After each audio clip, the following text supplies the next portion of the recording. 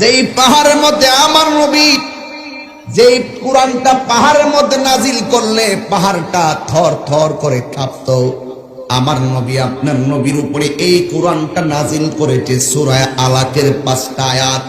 এই পাহাড়ের মধ্যেই আল্লাহ রাব্বুল আলামিন কুরআনের 5টা আয়াত নাজিল করেছে। জিবরাইল আলাইহিস সালাম বলছে, আয়েশা ইকরা, আপনি পড়ুন, আপনি পড়ুন। মনে শুধু না জিবরাইলে অর্ডার করতেছে পড়ুন। আমার নবী বলছে, মা নাবি কারিগিন, আমি পাঠক নই, আমি পড়তে পারি না, তোমার কথাই পড়তে পারি না। ইকরা আমার রাসূল বলছে পড়ুন। রাসূল তো জিবরাইলের আদেশে পড়তে পারে না, যেই মাত্র বলছে বিসমি রাব্বিকাল্লাযী খালাক, পড়ুন আপনার রবের নামে, রাসূল ডক ডক করে পড়া শুরু করছে। ইদানিং তো অনেকে বলে রাসূল নাকি লিখতে জানতেন না, পড়তে জানতেন না। ওরা কি বলে, আর মুখ দিয়ে আসে কিভাবে? রাসূল বলছেন, বুইস্তু মুআল্লিমান, আমি এই পৃথিবীতে শুভ আগমন করেছি শিক্ষক হয়ে। আমার শিক্ষক এই পৃথিবীর কেউ না। জবানটা ছেড়ে হুঙ্কার দিয়ে বলো, রাসূলের শিক্ষক কে? আল্লাহ। দুই হাত তুলে বলো, রাসূলের শিক্ষক কে? সন্দেহ আছে? বিশ্বাস রাখলে মুমিন, বিশ্বাস না রাখলে কমিন। আমার নবী বলেন, কোরআনের 5টা আয়াত নবীর উপরে নাজিল হলো, সূরা আলাক, লাইলাতুল কদর, দুর্গা সুবহানাল্লাহ। এরপরে কোরআন এত পাওয়ারফুল, কোরআনটা নবীর উপরে 7টা পদ্ধতির মাধ্যমে নাজিল হয়েছে।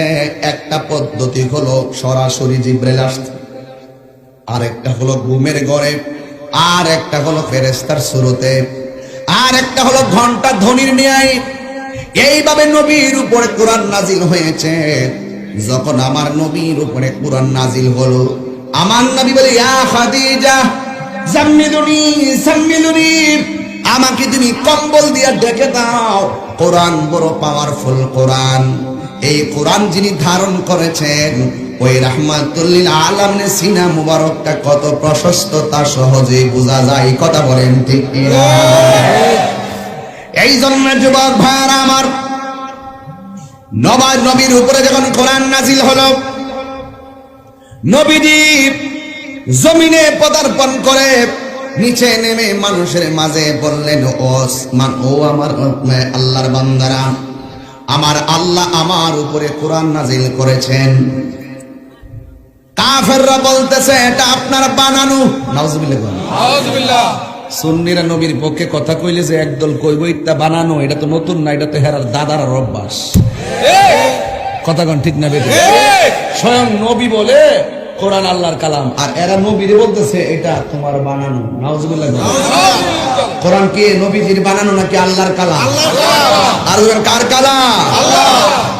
আয়েশা ডাক দিয়া বলে এটা আল্লাহর কালাম, ওরা ডাক দিয়া বলে না এটা আল্লাহর কালাম না, এটা তোমার বানানো। কারণ কাফেররা তখন বলতো, জীবন দিয়া দিমু এরপর তোমার ধর্ম গ্রহণ করব না, গ্রহণ করে আমাদের বাপ দাদার ধর্মের মধ্যে চুনকালি লাগাইতাম না।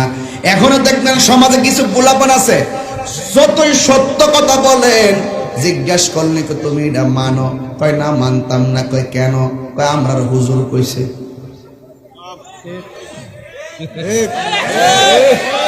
কেন কইছে? আমরা হুজুর কইছে, আমরা হুজুর কইছে। হ্যাঁ এইটাই, কেন কইছে? হুজুর কইছে। ওই দিন আমি এক মাহফিল করতেছি, মাহফিলের মধ্যে আমার পাশেই বসা ভিন্ন মতাদর্শের একজন। আমি কইলাম যে নামাজ চলবে কিনা? কয় চলবে। রোজা চলবে কিনা? চলবে। মিলাদ কিয়াম চলবে কিনা? চলবে। মাজার জের চলবে কিনা? হেতে কো না। পরে আমি কই দিকে আয়ো, আমার কাছে আয়ো। বসছে, বসার পরে আমি মাত্র 40 সেকেন্ড তারে বুঝাই দিছি লাস্টকে চলবো। কারণ ও তো অন্ধ, ওরা যেমনি বুঝাইছে ও এমনি বুঝা রইছে, ও তোর দলিল এত গবেষণা করার সুযোগ নাই। কথা বল ঠিক না বেটি? আমাদের সময় আমরা যে কিতাবগুলো মুতালা করার সুযোগ পাই, বা যেই কিতাবগুলো আকীদার ক্ষেত্রে পড়ার প্রয়োজন মনে করি, এইগুলার ধারে কাছেও তো তারা নাই, চিন্তাও করে না।